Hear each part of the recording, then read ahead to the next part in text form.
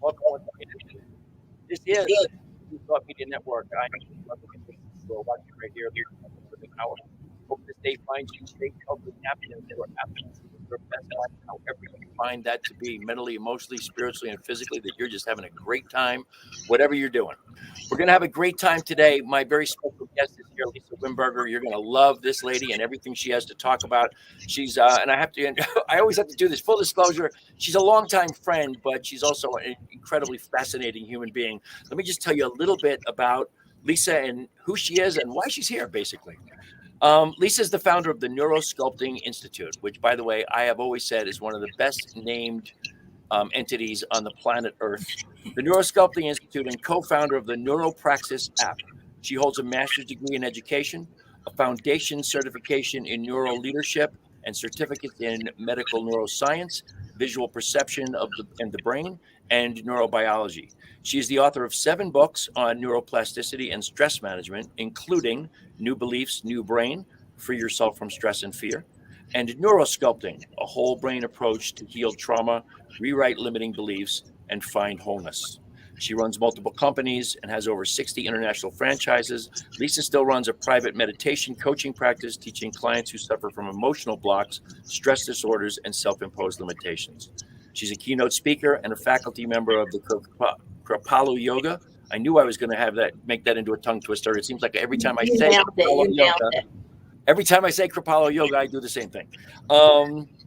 And Meditation Center, the Law Enforcement Survival Institute, the Omega Institute, and 1440 Multiversity, and so very, very, very much more. Lisa, I'm thrilled to have you on the show today. Thanks for being here. Yeah, it's great to see you and chat with you as always. Been a while. Yeah, it's been a while. Been a while. But you were, as so many of other people have been, you were a guest on my radio show a decade or more ago, which means we've known each other for at least a dozen years, I think, which is amazing. Time flies. When I have someone like you on, it seems like, wow, have I really known Lisa for a dozen years, or have I known her for like 3 weeks? It's a long time. It's been a really long time. My daughter was tiny. That's one of the measuring sticks for me, is looking at my friends' children. Yes. If you remember, for a while, my beloved Lisa and I taught in the teen church at Mile High Church. We taught metaphysics on Sunday, and not all, but a lot of those kids now have children. Some of them have multiple children. Yeah. And they were just teenagers. And I remember your daughter, Havana, yes, this insanely cute little girl running around whatever venue we were doing at the time, the Red Door. It was the Red Door. And Havana was running around, and she was so cute and so adorable. And now I see senior pictures, and she's this insanely beautiful young lady. She's got a beautiful mother, but wow, your child is like, oh my God. She's stunning, and she's going to graduate high school. Scary, huh? I'm praying. Well, I'm thinking she has good role models. I hope so, yeah. I tried my best. Between you and Gilly, I think she's got good parents to look up. I think so, yeah. But she is stunning. She is stunningly beautiful, which is I don't know. It's always fascinating to me. Like I said, to see the kids of people. I mean, you and I have known each other for at least a dozen years. Okay, we were both a whole lot younger then. Yeah. I think we're younger now, technically. Another reason to love you. Yes, we're younger now. I'm going with 70 is the new 45, and I'm just. Love it. I love it. I talked a lot on this show about a book called Growing Bolder. And Growing Bolder actually is an entire movement. And it's funny. It's just something that you would be interested in from a perspective of your work and helping people understand life as life goes on. It's a fascinating book, but it really taught me so much about getting older and some of the things we need to embrace to grow older as opposed to get old. Right. Little things like, one of my favorite expressions from the book is, if you want to keep moving, you got to keep moving. Yeah. Exercise, big deal. Yep. Big deal in my world. And you're a great role model for that. Thank you. Yeah. It's insanely important to me. In my work, I do so much work in the world of nutrition. And I know so much about taking care of the body. One of the things I know for certain is that one of the most surefire ways to forestall the aging process is to continue to build lean muscle on your body. Absolutely. And it only happens one way. Yeah. Yeah. And there's a whole movement now, the muscle medicine movement, right? With like leaders in the field like Dr. Gabrielle Lyon, who is putting out there every day. She's combating the myths of caloric intake and cardio exercise, and she's really diving into muscle medicine and the fact that the muscles are the actual organ of longevity, and that building muscle mass, lean muscle mass, is how we stay young. She did her fellowship in the geriatric realm, and she saw sarcopenia as one of the main causes, main common factors in the people who aged really poorly, which is muscle loss, right? So there's a lot of science behind what you're saying. People don't even know the word sarcopenia, and when they hear it, it sounds like a disease. Right. And all it simply is age-related muscle wasting. It just disappears, and it literally can start at like 25, 30 years old. Yeah, it starts young. How sedentary you are. Yep, absolutely. So that's same old story. Get up off your ass and move it. Yep. Shake it. There's only one way to continue to make muscle, and that's to sweat. Yep. You have to. And there was another book that I read a couple of years ago called Younger Next Year. Oh, I love that title. It's a great book. You'd love that one too. Especially if you're into that kind of stuff, you'd love it. But this was a guy, the Reader's Digest version is, this guy was literally, he was on his way to dying. He was in such lousy shape. He was overweight. He couldn't breathe from being overweight. He did no exercise whatsoever. And he hooked up with a doctor. And between the two of them, they created a program basically. And the bottom line is 45 minutes, 6 days a week of getting your heart rate up to 60% of maximum. 45 minutes, 6 days a week. Now that's a commitment. Mm-hmm. That's a commitment and a half. And as much as I'm like into taking care of myself and working out, that's more than I can do. Mm-hmm. But it's the way this guy managed to stay alive, A, and B, manages to continue to be alive and thriving, doing things he hadn't done physically in years. Wow. Again, you want to keep moving, you got to keep moving. I love it. That's my favorite catchphrase at this point. Yes. I've also talked about this on the show, and you'll appreciate this. I was given a diagnosis about 6 months ago of degenerative disc disease, which in my mind doesn't even exist because there's no disease. There's no pathogen involved. Right. It's just your discs are degenerating. Right. And I immediately went to Joe Dispenza's first book, Evolve Your Brain. On pages 15 through 30, he describes his catastrophic accident that crushed his spine and what he then did to rebuild his spine and be back seeing chiropractic patients in 12 weeks when the doctors told him he might not walk again. Wow. And so I went to that book immediately and I started to work on core muscle exercises and just lots of yoga and doing the meditation work. And my doctor, in 2 different phone conversations, my doctor, who's a totally allopathic doctor, I adore her because she respects my alternative view of things. But she said to me, Ken, your proactive stance and your positive attitude are going to make all the difference because I give out this diagnosis all the time and people just give up. Yeah. They go retire to the couch. Mindset is massive when it comes to physical capacity and healing. Yeah, absolutely. So it's just, and that's, just keep repeating the same thing. You want to keep moving? Just keep moving. Mm-hmm. But we have so many, as you mentioned, that doctor that, the muscles are the instrument, the vehicle of staying healthy, of staying upright. That's the one. You get to be my age, okay? And I just turned 70 in December. Congratulations. Thank you. I know a lot of people didn't get there, so congratulations are in order. Yeah. But I see so many people as they get into my age and older, men in particular, they start to lean forward. Right. They start to fold up. Part of that is because men are not used to standing with their pelvis underneath them. Mm-hmm. Women are more prone to do that. Men tend to stick their butts out. When they do that, their stomach goes out. When they do that, as age sets in, gravity starts to yank them forward. Next thing you know, they're walking haltingly. They have trouble getting up and down. Mm-hmm. And the only way to prevent that is to build your core muscle strength. Absolutely. Keep you upright. Yep. Interesting. You know what? I should have remembered this. But I had forgotten that we have all of that kind of stuff in common. Yeah. That stuff we both pay attention to. And it's I think it's a time in history when people like us, and I don't mean to separate us out as we're something special, but people who have paid attention, who study these kinds of things, our input is imperative. Mm-hmm. It really is, because people, God almighty, people are just so ignorant. I mean, we spend, the common joke is people spend more time on a 2-week vacation than they do on maintaining their health for 70 or 80 years. Oh, that's so true. It's so true. Yeah. So anyway, I got a guy that just popped on here, Wayne Baldwin from Calgary, Alberta. He pops on once in a while. Hi, Wayne. Good to see you here. So I want to jump into a different category here. This is, and I'm going to read this. I have to read this. I was going to just try and summarize it, but I have to read this. This is This is actually one paragraph from your first book, New Beliefs, New Brain, which is genius work for anybody who's interested out there. And I'm assuming, can people still get this on Amazon? Yeah. Okay.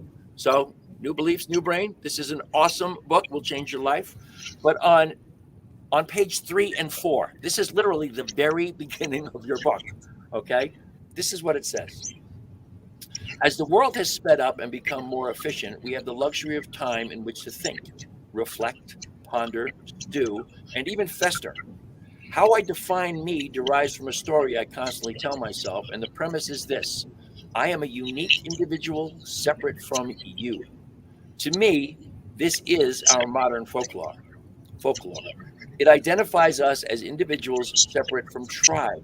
And while this may have social benefits not discussed here, it also sanctions our solitary internal stories as the authority of our identities.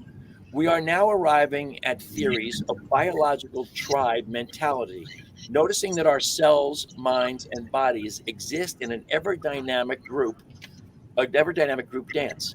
However, the rest of our lives haven't quite embraced those notions. If our individual perspectives dictate who we are, and we define ourselves as separate from or in competition with the rest of you, then challenge, territorialism, and threat rather than ease permeates all of our interactions. Can you sense the us and them dilemma? In that one paragraph, when you wrote this book 9 years ago, you described life in the 21st century. I described this past year. You described our past 5 years, 6 years. Yeah. I mean, I believe you're describing what has evolved now into toxic tribalism. Yeah.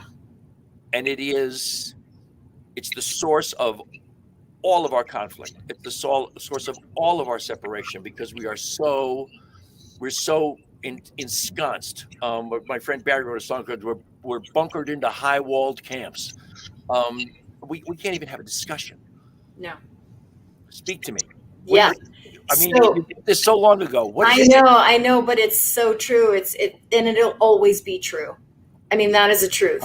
So yeah. The truth is, and if any of your listeners are familiar with Alan Watts, this is not a new concept that even Einstein understood, that it is a fallacy to believe we are separate. Yeah. It's an ego realm that, we need to understand we're individuals. If we look at ourselves growing as infants, right? We have to have a drive to protect the self, to perceive we're individual and that we matter as an individual so that we can protect ourselves. And we need that drive early in our biological development so that we can self-preserve. We can look for shelter and look for food and want to preserve the I, right? But we're not supposed to stay there. We're supposed to develop just enough drive for self-protection, and then we're supposed to use our brain that has evolved over millions of years to have proportionately one of the largest prefrontal cortex real estates of bipedal creatures. We're supposed to use that prefrontal cortex to do what it's wired to do. And it is wired to seek an empathetic connection with other.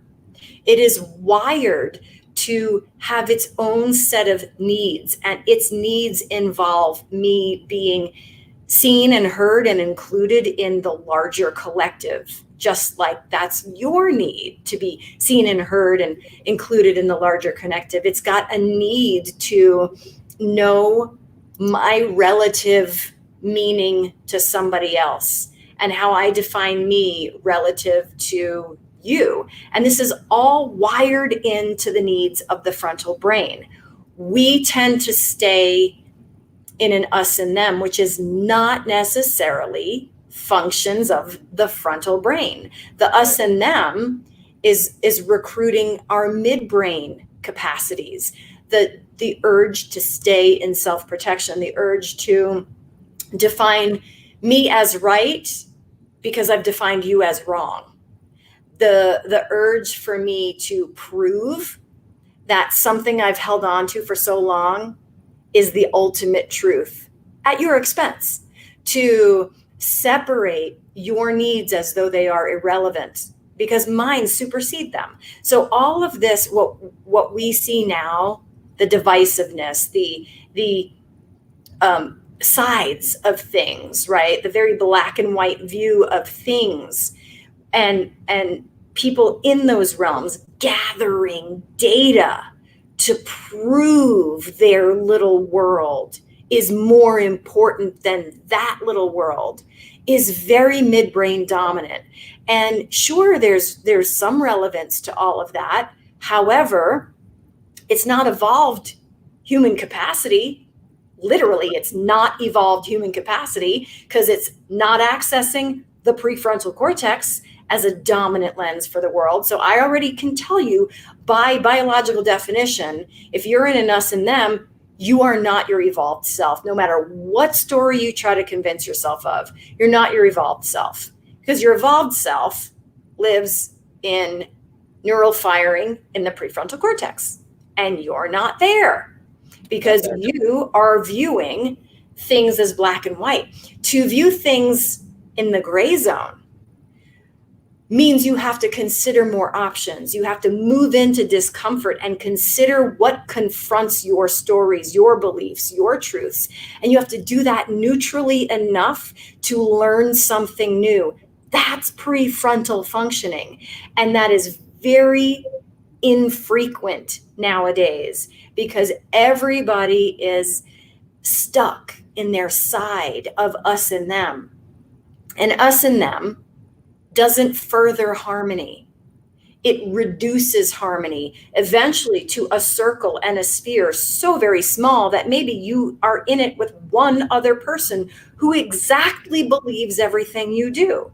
So harmony doesn't really grow in the us and them space. You may find comfort there for a little while because you're with like-minded people. That won't last long because that midbrain cycle is going to make that circle smaller and smaller. Eventually, that familiar circle is going to have people on the fringe, and then you're not going to want them. People that you're going to make wrong. Smaller, and you're going to keep making it smaller. And so we can choose in any moment one of two options, and both are true.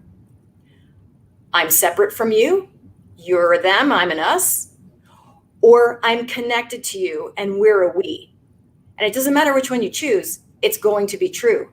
So do you want to choose the one that feels true for you and reduces your world to self-protection and divisiveness and eventually loneliness? Or do you want to choose the one that connects you to your evolved mammalian self, capable of so much more. It seems like a no-brainer brain question to me. It is a no-brainer, but which is an expression I can't stand, but I just used it for the first time.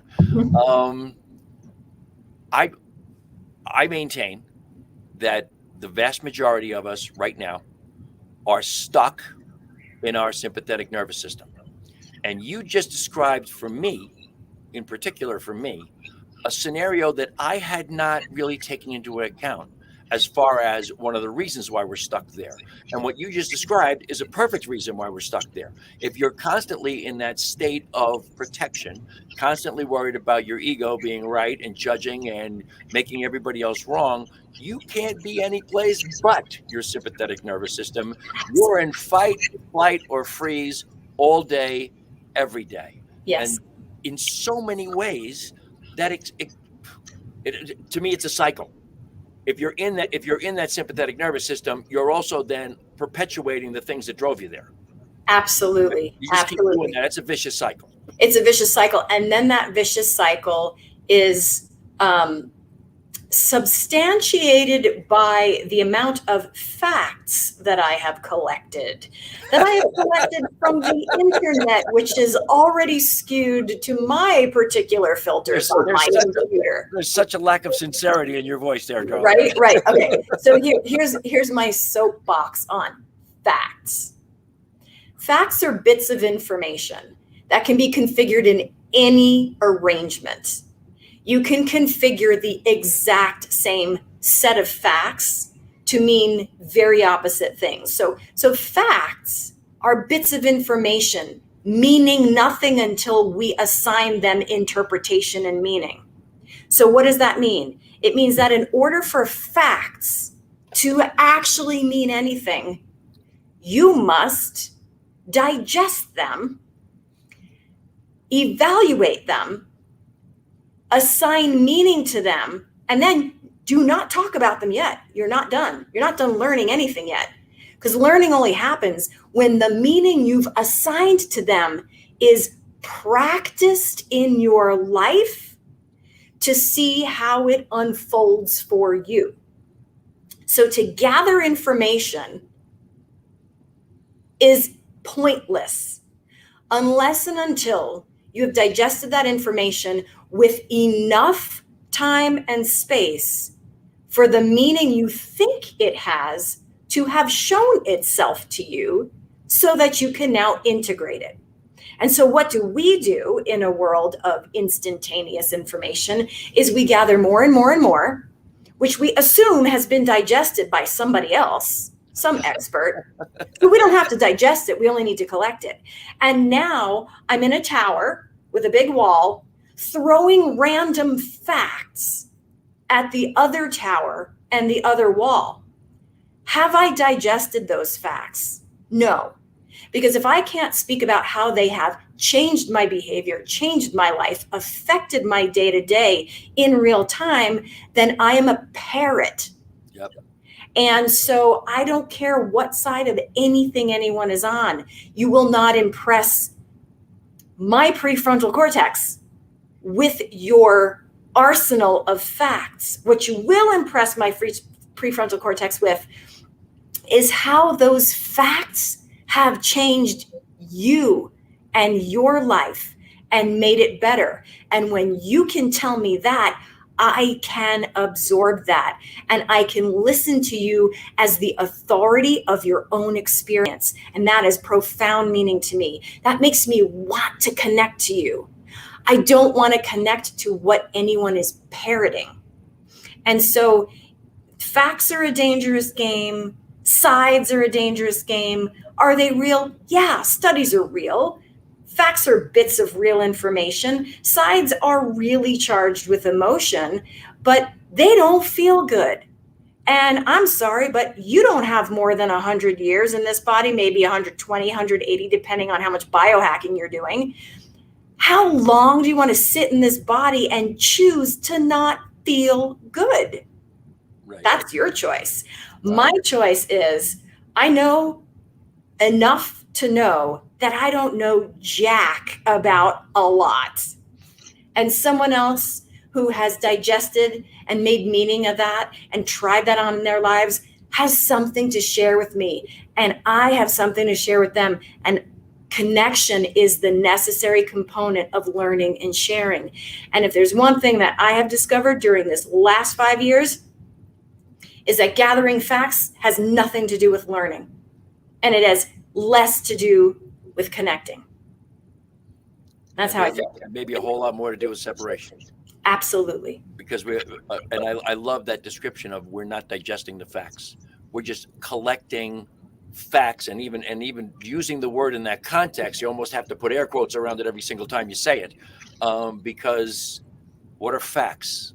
We live in the famous Trumpian time of alternative facts, where which the absolute non sequitur of all times is alternative facts, but it's really where we live. It's where we live, but accumulating their own little basket of facts. Yeah, and truly, it's where facts have always lived. Einstein said it the best. He said, if the facts don't support the reality, just change the facts. Right. That was Einstein, a scientist, telling us facts are just bits of information, and they look different. However, you configure the exact same ones. And then also, as someone who is involved in research, I have to tell you, when I hear it, people say, I've researched this topic. Right. Things inside me churn. That's my favorite. Because right now, I'm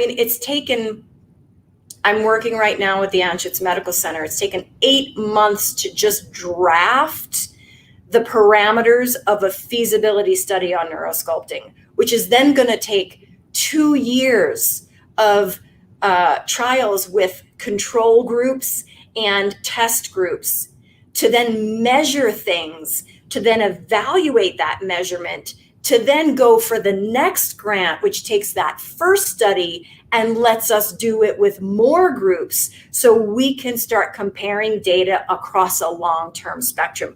That's research. Right. And that even is not a definitive statement of anything. It's just us in our bubble doing a lot of observation, digestion, trying on, and then integration. And that's called learning. But research is not. I listened to a podcast and I read 3 articles because those articles were not digested by you. You haven't tried them in your life yet.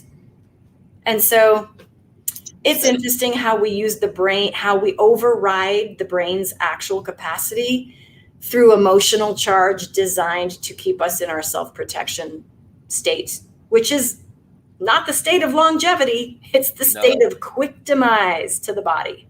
And social media obviously continues to feed that with the algorithms. And every time we express any kind of preference whatsoever, then social media gives us everything that reflects that particular point of view, from the subtle to the extreme. Yeah. And helps you to build upon this basket of facts that maybe has absolutely no bearing on reality whatsoever, but it does reinforce your view and what you're seeing and how you look at the world and how you separate yourself from everybody else. It helps you build your wall. Yeah. And also, social media really is not about the fuller meaning of connection. The fuller meaning of connection requires things that the digital world does not provide. The actual connection requires the scent of a person in proximity to you, smelling their pheromones. It requires touch. It requires eye contact. It requires you having full access to seeing body language. And it requires you being hooked in and hearing someone's prosody, which is their tone of voice. So unless you're on like video interfacing, which does a bunch of those things, like you and I can read each other's position much better in this than if I were texting this dialogue, right? But most of social media is through quick, small, short characters, which deliver the least amount of information to our social brain as you can possibly deliver. So now we've got the biggest platforms using the form of communication that delivers the least amount of information necessary to have genuine connection. So even the format itself is a dangerous game. It's dangerous. Emojis help a little bit, right? Because they're trying to color something with the nonverbal, but emojis help. They have a little bit. But it's interesting, just as you're describing your work with Anschutz and how much time it will take to develop all of that.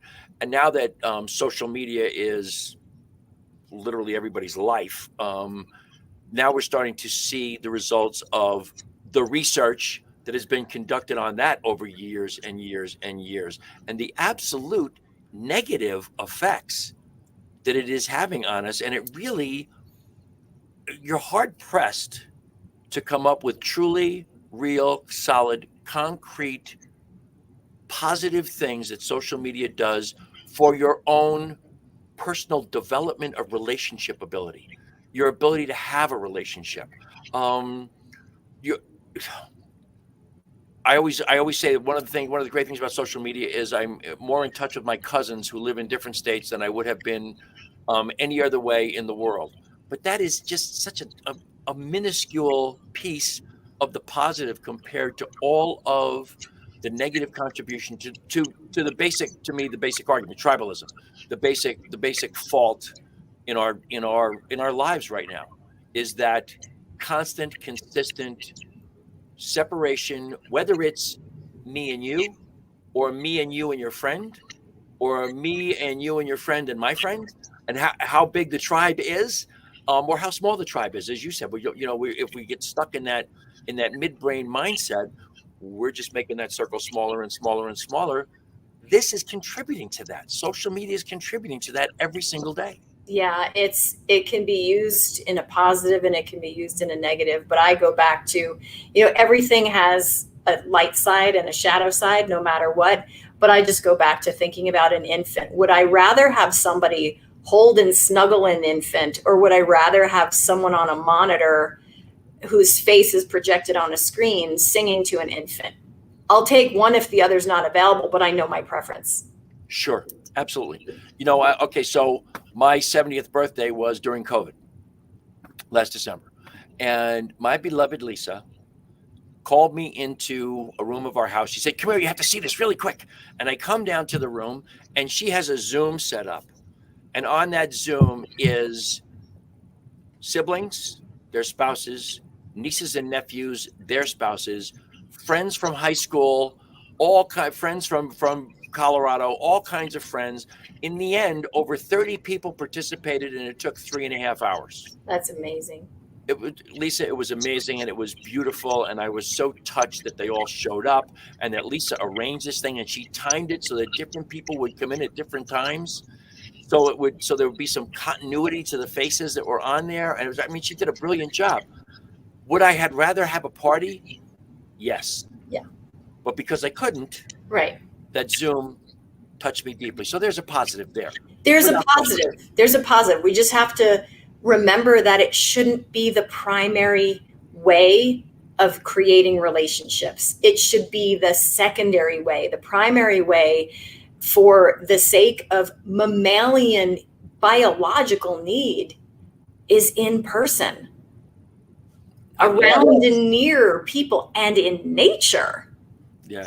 Going to like watch a sunset, or walk around the neighborhood, or touch a tree, or just getting out from behind the screen. Screens have become primary. They were a godsend during COVID, but that established their primary status even more, and it doesn't need to be there. Yeah, and it's good. It'll be with us now in some degree of primacy forever. Yeah. Yeah. And I love how you continue to refer to us in the mammalian sense, because we see another thing that maybe social media does, because everybody is now a videographer. So we see lots and lots of videos and pictures of people interacting with animals more than we ever would have before. And to see the mammalian connection, and it actually goes beyond that, but the mammalian connection is a real thing with all mammals. We are absolutely connected in ways that we're connected with everything else. We're connected with the birds and the reptiles and blah, blah, blah. But the truth of the matter is, there is a special connection in the mammal world to us and everything else that's participating in it. Yeah, we're mammals.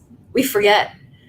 Because we have air conditioning, we forget we're mammals, or because we have Ethernet or Wi-Fi or whatever, we forget we're mammals. We're mammals. Plumbing. Yeah, we're mammals, and mammals have nervous systems that need regulation, and those nervous systems are designed to make us hunt each other when we're starving, and cuddle in packs when we're not. So we're mammals. We're mammals. And perhaps if we remembered that more often, I might not judge the other mammals who I talk to nearly as harshly, because we're all mammals. Because we're all mammals. Yeah. You mentioned several times here in this conversation that we all have this nervous system, and so much of your work is around the nervous system.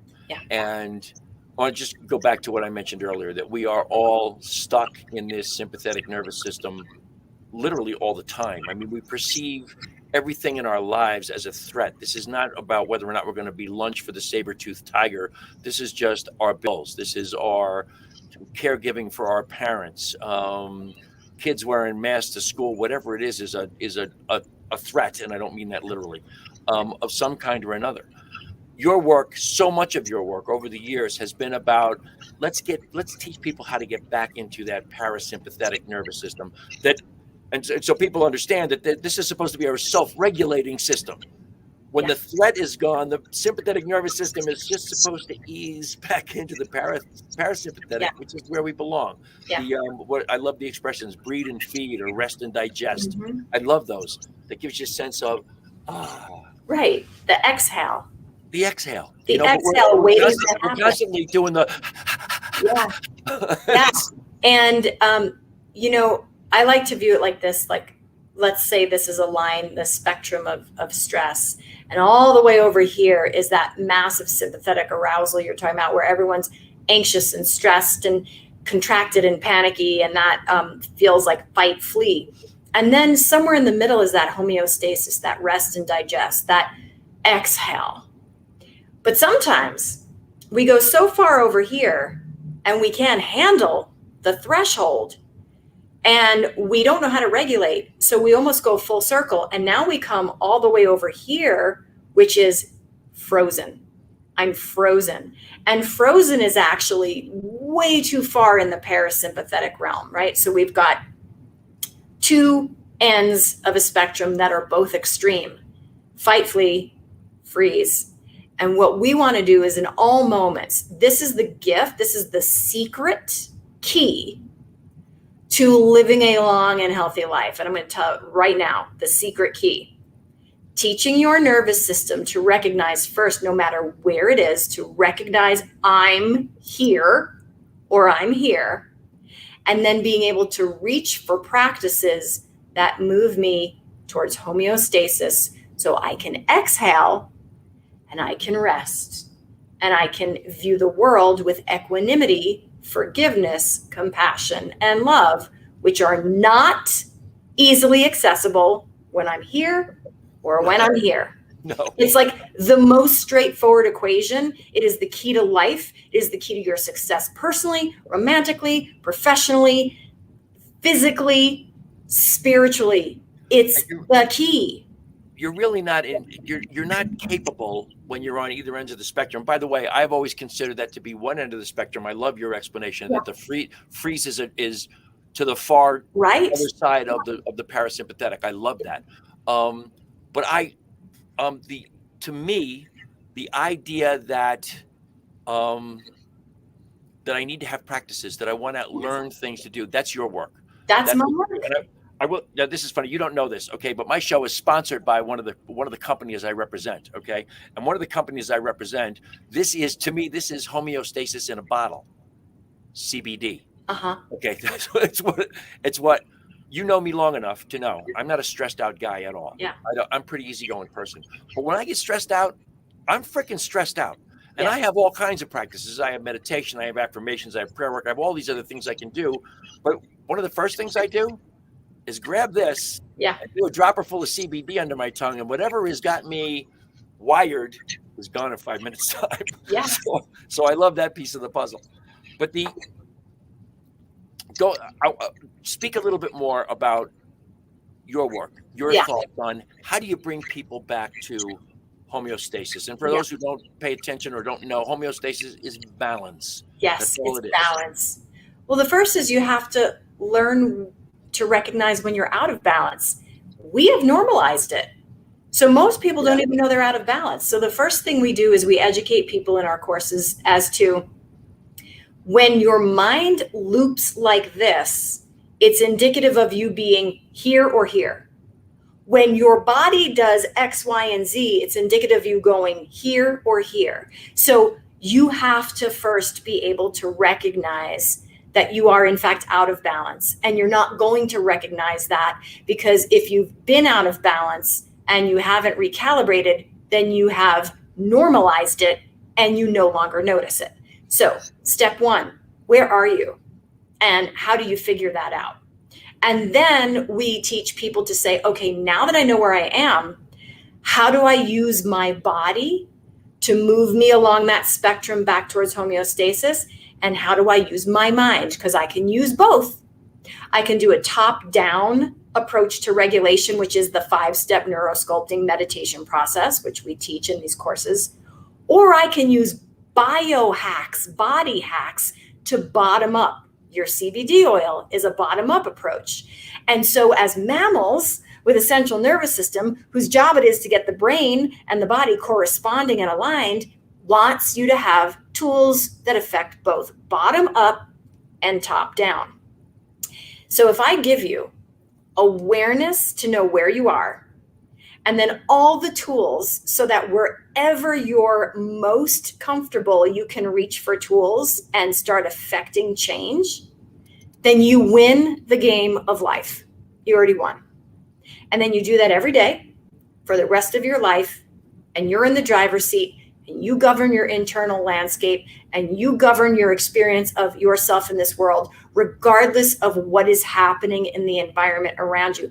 That is true power. And it is the birthright of every mammal. And we already established you're a mammal. So it's your birthright to have tools. And so in our courses, we give you the education, we give you the tools, we send you to other resources that are not ours, that are fantastic tools. And we give you training in the 5-step neurosculpting process so that you have a sufficiency in the top-down approach, proficiency and sufficiency and efficiency. And so that in any moment, you're master of your domain. So if you don't have your CBD oil, you've got your neurosculpting meditation. If you don't have your prayer, you got your CBD oil. Like knowing that you have a toolbox accessible to be the best version of yourself with the least amount of stress gets you to the finish line with the most fulfillment. And that's the name of the game I'm playing. I mean, I have buried a lot of people this year and in the past couple of years, but particularly this year, I lost a lot of people, very close family members. And one thing I can tell you, nobody gives a shit about on their deathbed is was I right about everything? Nobody cares. You know what people care about on their deathbed? Oh my God, did I love my people enough? Yeah. Did I feel loved? Did I let you feel the love I have for you? That's what people care about. And that is not midbrain dominance, people. That is prefrontal. So I can tell you, I already know what's going to be important to you when you die. And it's not your social media argument, and it's not your stress day, and it's not your to-do list. It's your connection to other human beings. And aren't those questions, those deathbed questions? Are you hearing the echo that I'm hearing on my voice? Good. Those questions almost sound to me like those are questions I should be asking myself every night before I go to bed and every morning when I wake up. Yes. As opposed to just before I close my eyes for the last time, take my last freaking breath. Yeah. You know, I had the gift of my own trauma to twist mortality for me. And so from a much younger age, mortality was very prominent in my space. And for a long time, it was a massive fear that shut me down. And the more I danced on the brink of death with my seizures, the more it became familiar. And so the gift that I took from it was, we can all die in the next 10 minutes for real. And if you think you can't, you're delusional. Yeah. So we can. So what do you want these 10 minutes to be? What do you want tomorrow to be? Who do you want to love? Who do you want to share your life with? And I forget this all the time, but I don't forget it long enough because I have the gift of mortality. So then I remember, oh my God, I need to be a better person. I need to love my neighbor. And having also been, I'm not a death doula, but I have transitioned like 8 different people at their death moments. And it's the biggest magic gift I have ever received is to watch people get clear on what was really meaningful about life. And that happens in the last few days and moments. I'll bet. That's pretty amazing. Something popped into my head here that I didn't want to forget. When you talk about the frontal lobe and all of those things around connection that are so important, and growth and learning, all those things that are important to the frontal lobe, the extremes of the sympathetic nervous system eliminate your ability to access that, right? I always oversimplify it and say, when you are in fight or flight or freeze, you are instantaneously dumber than you are when you're not. That's a good way to say it. Because the blood that your brain sends to your limbs, which is what happens in fight or flight, whether you're afraid of your bills or you're afraid of the dog chasing you down the street, it's the same thing. Your blood is flowing to your extremities for that fight or flight response, and that blood is coming from your frontal lobe. That blood is, so we have to inhibit prefrontal functioning to be able to efficiently and subconsciously choose for self-preservation. Think about this scenario. Yeah. Midbrain, self-preservation, punch first, ask questions later. Prefrontal cortex. Let me ponder where you're coming from and let me empathize with you. When you're in real danger, let's say a very hungry animal is coming to attack you. Do you want to say, let me see if that animal really has a personal vendetta against me? Does that animal know we're both mammals? Right. Or do you want to punch first, ask questions later? So in order for us to have lived this long on the planet, those two parts of the brain have to put each other in check and balance. And that means one has to inhibit the other. Otherwise, we would not flinch when someone throws a sharp object at our face. We wouldn't access intuition to run when we needed to. And so, yes, we are inhibiting our prefrontal capacity when we are stuck in self-preservation. And then we are dumber. We are instantly dumber. Yeah. To me, when I say it that way, people instantaneously get what you're talking about. Yeah, because nobody wants to admit they're dumb.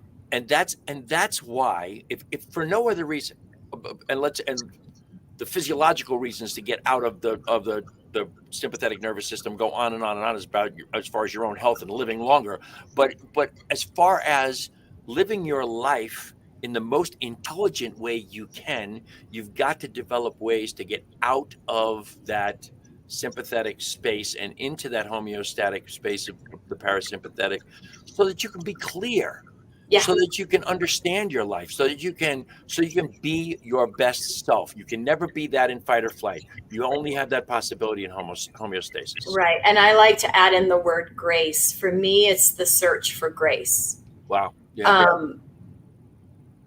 People dying are the most graceful people I've ever seen, because they stop fighting against themselves. They drop their stories and they surrender to something bigger, and they forgive.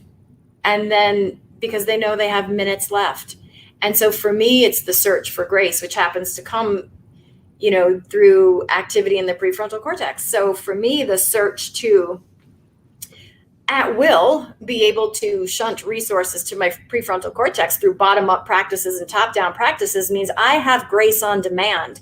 Do I always use it? No, because sometimes I'm a dumb mammal and I forget and I'm stuck. But then I remember I have tools and I move myself back. So for me, it's the search for creating and finding grace in this human condition. Yeah. No, I talk all the time about DSP, daily spiritual practice, which to me is the key for anybody to start on that pathway. My meditation and prayer work practice in the morning is 45 minutes to an hour, pretty much every single day. Is it every single day? No, life happens, but it's about as non-negotiable as it can be in my life. Other things get shunted aside so I can do that. And it's so important to have a meditation practice. And I don't know any other way to do it. Meditation is the source point for me. And I know it's a good deal of your work as well. It is. The neurosculpting process itself is guided meditation. It's a very formulaic kind of guided meditation because it's doing very specific things to the nervous system intentionally, but it's meditation. My whole life is meditation. I grew up meditating and I've trained in all different forms, and for a long time it was coping mechanisms that I was using meditation for, which isn't ideal, but is better than nothing.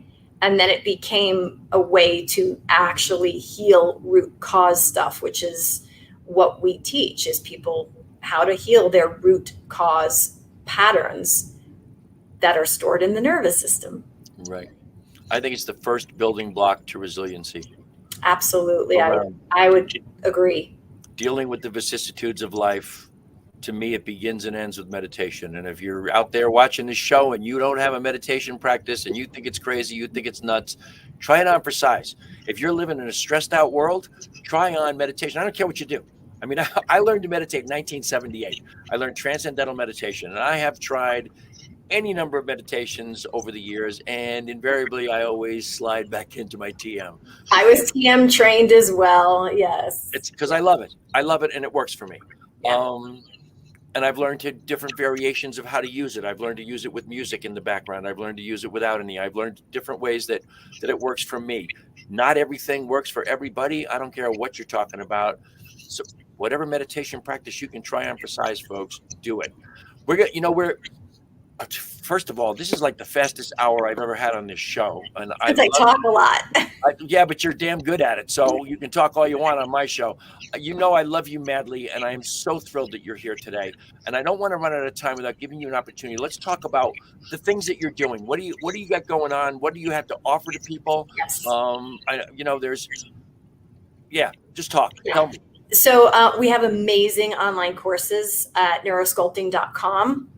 Meet you where you're at. So the beginner course is for everybody, and it's going to get you using tools every day. It's going to change your life just in the beginner course, and then you can go into intermediate and advanced for ultimate proficiency. But you could get so much out of that beginner course. It'll serve you for the rest of your life. We also have meditations for people who don't want to take courses. They just want to press play and be guided in meditations. And then so that's Home Central for your learning. And then we have the Neuropraxis app, which is in the App Store for iPhone, and it's a web app for smartphones. And that is a library of like 60 different neurosculpting meditations intended for people dealing with chronic illness and the emotional traps of that massive healing journey. And then we have people who go on to get certified because the work that they've done on themselves is so transformational that they want to share it with the world. But go to neurosculpting.com. You can connect with us there. You can join our membership, and I meet with you twice a month, and I get you a new meditation, and we troubleshoot your life and what's working and tools you can use. And the courses are game changers. So that's where we're at. Outstanding. Well, you folks can see the website on the screen there. I'm going to ask you this in front of the world, and whatever part of the world watches our show eventually. I love this conversation, and you have so very much to offer in this realm. Will you come back and do this again with me? Sure. Because this has been a thrill. It's Yes. so great. Always a thrill to talk to you, Ken. Thank you, darling. And right back at you. It's just, and it's fun, and I think that's an important thing. You mentioned earlier, if it doesn't make you feel good, don't do it. This is about feeling good. This conversation makes us both feel good. Being able to have this conversation, know that there are other people going to watch this, that makes us feel good as well. And it really is about taking that knowledge into your own life and do what makes you feel good. And it's not some narcissistic BS. It's about just don't do what makes you feel lousy. Yeah. If it feels like crap, don't do it. Yeah. If it makes you smile, do it. You're welcome to stay there. I got a couple of housekeeping things I'm going to do. I thank you so much for being with us today. If you want to just hang out in the background here and listen, that's fine. We'll see you again, I hope, sooner than later. Okay. Thank you. Bye. Bye. All right, folks. How cool was that? A couple of things here. We want to make sure you know this. The New Thought Media Network is a nonprofit organization. Please go to ntmedia.org and click on donate and donate whatever comes across for you, whatever works for you. We're thrilled to have whatever your contribution is. If you want to reach me, you see my email address there at the bottom. It is teamrocketnow@gmail.com. You can also find me and my beloved Lisa at our branded Facebook page, Vibrant Aging. But if you want to reach out to me and you want an answer to a question, if you want something you want to see discussed on the show, please, or guest even that you'd like to see on the show, please reach out to me at teamrocketnow@gmail.com. I also want you to remember that this show, as I mentioned while I was talking to Lisa, this show is brought to you by Hempworx. Hempworx is a company that I represent that is the largest direct-to-consumer distributor of CBD products on the planet. They are the highest quality CBD products you're going to find anywhere. The cleanest processing, the absolute purest, and the absolute highest concentrations you're going to get. We have CBD oil in both full spectrum, which has the legal limit of 0.3% or less of THC, and the broad spectrum, which is THC free. So if you're someone who has one of those rare allergies to THC, or if you take a very sensitive drug test for work, the broad spectrum then has nothing to be detected. There is no THC in there. It comes in both full spectrum and broad spectrum come in 3 different concentrations: 500 milligrams, 750 milligram, and 1500 milligram. And believe it or not, we got 7 flavors. We also have a full line of, where are they? They're over here. I don't know if you can see them because I got that banner up, but we have a full, let's take that banner down for a second here. And, oh yeah, they're right there. You can see that we have a whole line of skincare products, hair care products. We have dog treats. We have CBD bacon flavored for your pets. We have bath bombs. We have just an entire spectrum of products for your health, all CBD and hemp infused. You will love them. And if you know anything about the conversation we're having around homeostasis, I mentioned in the middle of the show, homeostasis is absolutely supported and facilitated by the introduction of CBD into your body, because you have receptors on literally every cell for that CBD to interact with it. So that's it for me this week. I hope you enjoyed the show. Go to neurosculpting.com to access Lisa Wimberger's information and more about her courses and what she does. It's important stuff. Oh, by the way, next week, our guest, the grandson of Mahatma Gandhi, Arun Gandhi, will be our very, very special guest next week. We'll talk a lot about what's going on in the world and his take from the Gandhi point of view, if you will. Hope you have a great day. As always, I'm immensely grateful for the great gift of your time and your attention. I wish you all the love and blessings the universe has to offer. Until the next time, I hope you will join me next Thursday. Until then, namaste, my friends. Namaste.